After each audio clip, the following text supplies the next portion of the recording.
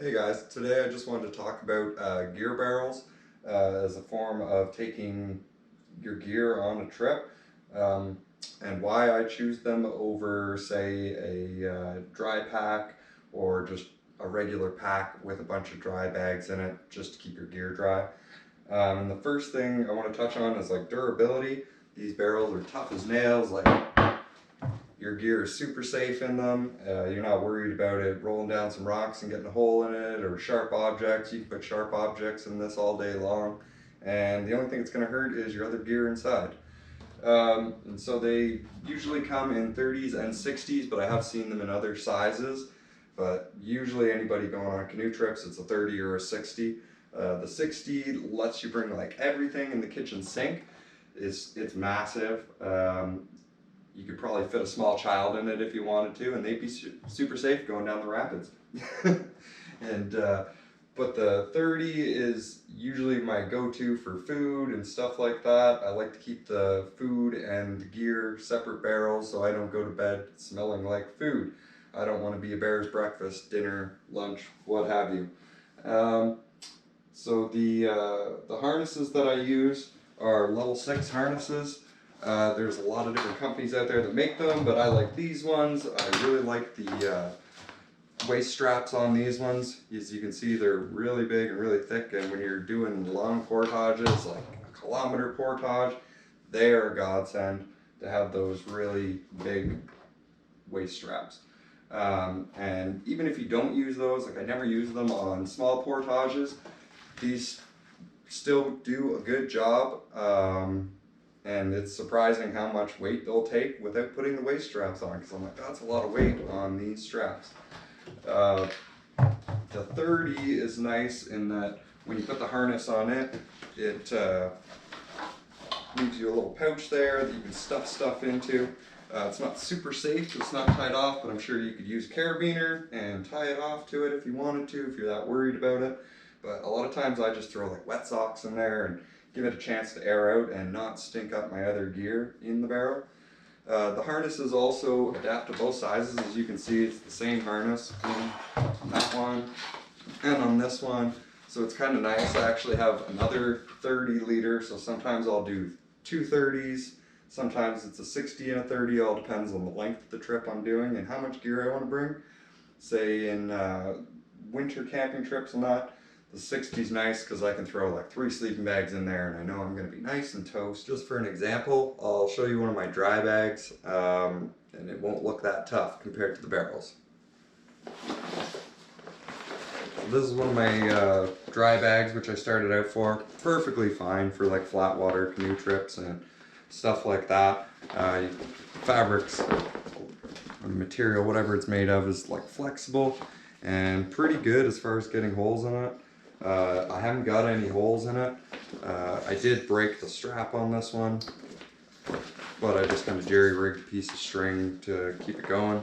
But I hardly ever use it anymore. I just usually go for the barrel because it'll do everything and I'm not worried about anything when my gear's in a barrel, basically. I know it's safe. Because when you're doing the big trips, you don't want to lose your gear. You don't want your gear getting wet, because it's never fun to get to the campsite and all your gear is soaked. If you're thinking about maybe ending up doing whitewater trips, I would definitely recommend the barrels over, say, a dry bag, because when you think about your gear being tossed out of the boat, if you flip the canoe or something like that and you're going down the rapids, it's going to be going over rocks and boulders, trees in the water and everything else, which can put a hole in your dry bag, and then it won't float so well and it's going to go to the bottom.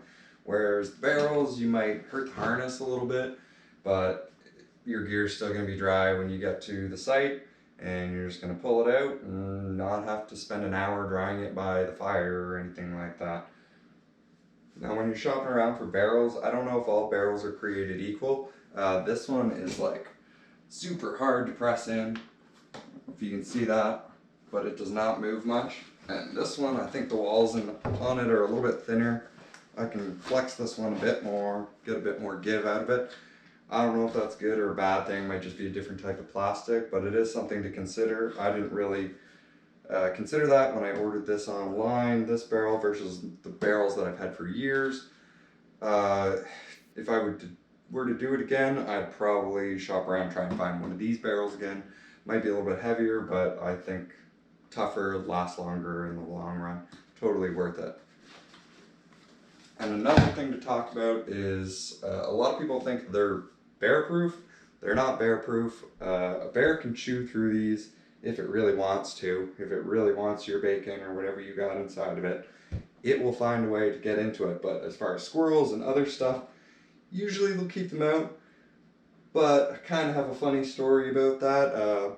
My friends once left the lid off the barrel a little bit, or just loose, and a squirrel managed to open it up and get inside their food barrel and defecate all over their food, which was hilarious for me, but not so hilarious for the people that still had 3 or 4 days left in the trip.